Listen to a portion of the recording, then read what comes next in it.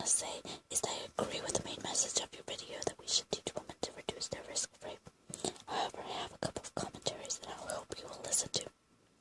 The first of which is that in your video, you say that the vast majority of rapes occur by someone the victim knows. However, you paint a picture that the person they know is a friend, or someone they went on a date with, or someone they're in the club with, when the reality is the majority of those rapes are by a family member. And the reality is the majority of rapes occur to minors. And when you're a minor and you're raped by a family member, there's little you can do to reduce your risk. And I think that it's important to acknowledge that. However, again, I do support your idea of teaching women to reduce their risk. My second commentary is that it's just something that I found odd. Or I don't know what I find of it, but it's just something that I felt compelled to point out.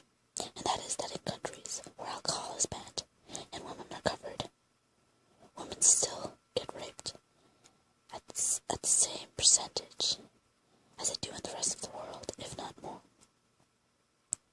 My third commentary, and the commentary I want to stress the most, and I think is the most important, is that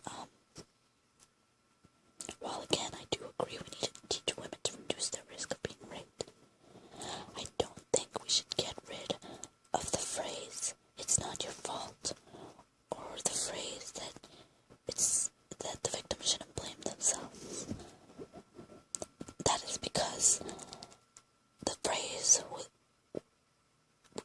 was started or was going to, whatever, not to justify women's attire or the amount they drink. It was created because after rape, victims feel an incredible amount of guilt that is very destructive, of guilt that causes so many psychological problems like worthlessness, self-hate, and so much